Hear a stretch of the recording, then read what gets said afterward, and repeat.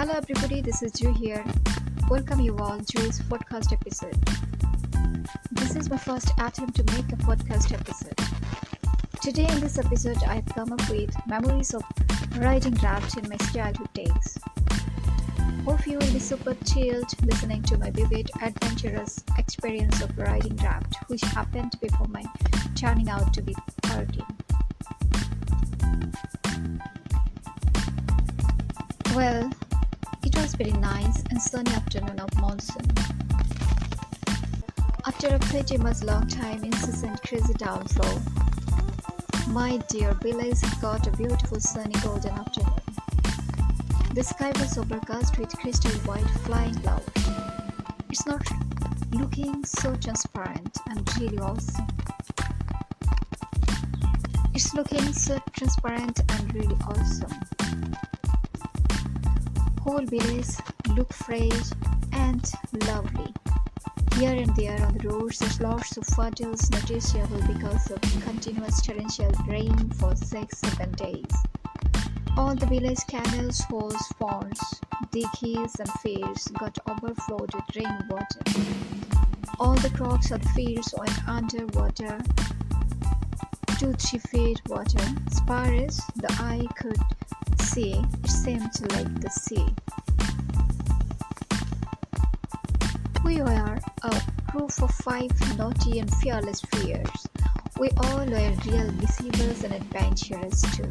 So, on this sunny afternoon, we all playmates decided to take a raft trip on a submerged field all together.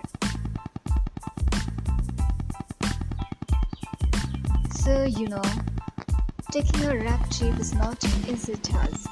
Often thinking we cannot do that, no? We needed to do a lot of things to build a real raft capable of carrying quite chubby kids like us. First of all, we felt necessity of elements to make it like floatable something. It could be banana tree or bamboo, hard bamboo twigs or nailing properly. So, taking a raft trip is not an easy task. Often thinking we cannot do so. We needed to do a plethora of things to build a real raft capable of carrying 5 chubby kids like us. First of all, we felt necessity of elements to make it like floatable something. It could be banana tree and hard bamboo twigs for nailing properly. However, we arranged all necessary stuffs, and within a short time we won our battle of building a pretty nice raft of our own. Okay, one more thing I would like to say here. We already spent a lot of time building the raft, so when decided to float our raft on the sea like flooded fields, then it was about the late afternoon. That means it's near evening. Hence some of us proposed to go back home for the day. But it is I who insisted on floating the raft that very day, because I was so chilled about riding raft that I didn't want any late. I couldn't tolerate any wedding. Even I didn't feel any necessity to inform my parents to get permission to go on such risky long drive to the fair. I was greatly sure that my parents would never permit me to do such mischievous risky ride on water, as the time the water level was about 2-3 feet in the field. But I was not ready to listen to them. Really. So, after months deliberation and reckoning, we finally left the super thrilling, ever fast raft ride. Wow, it's done. We all boarded on raft. We started finally. What a feeling it was. I can't express it in words. It's incredible, fantastic, super. We were floating on sea, enjoying a slight, cool, windy ride. 2 of us were sailing, the rest of us are shouting, doing fun, singing in chorus, laughing, everything on and on and on. It looked like we are in a happy moment. We went so far away from our residence. Out of excitement, nobody paid attention about the fact that it was getting quite evening. It's getting dark around us.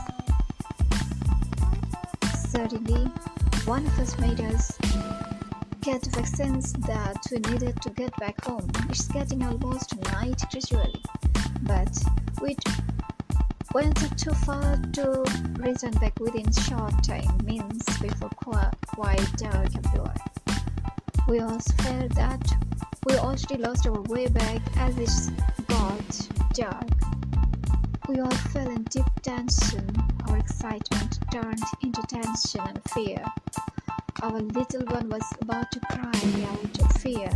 I was also feeling fear out, but I suppressed it too in kindle and courage in others' fears. Eventually, somehow we managed our get back on the plain land, though on the way we had to face a little fire Raft wreck. No big mishap happened. Fortunately, we all just got soaked. Nothing happened more. But soaked? Is it just soaked? No. It's a matter of pretension. It's enough to be caught in the hand of my mother. Today I undone. I will have to be caught. I will have to be scolded acutely. I will have to be questioned rudely. I will have to be punished severely. Sure. I'm damn sure. My mind was worried about thinking like these thousand steps.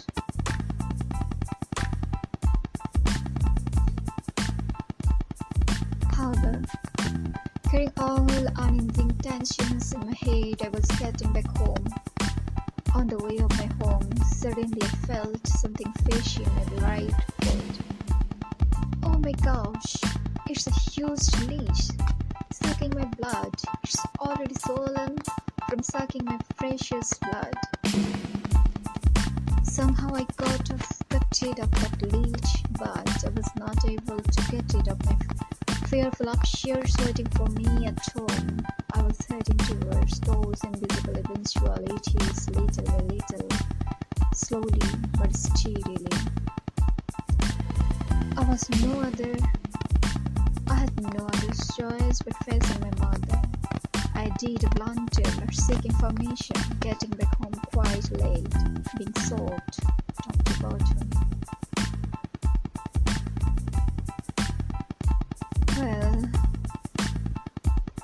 Well, upon reaching home, I saw my mother standing in front of the doorway.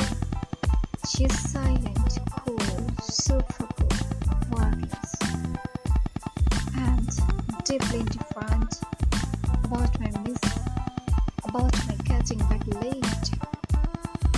Her silence impacts the entire house. Really, just imagine weather stayed before coming storm with gusty blowing winds. The scenario is just like that.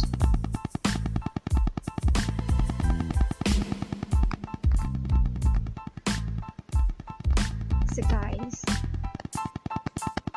I would like to some more think about it, that remembering all those happenings of that very night. Still I feel pain in my heart. I feel pain of my mother's heart that had been deeply anxious for long, waiting for my getting back home, thinking all the steps fearful concerning a reason of my not getting home timely.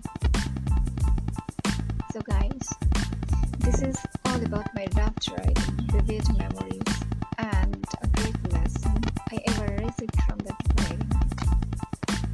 Thanks a lot for listening to my question. Please give feedback and keep motivating me ever.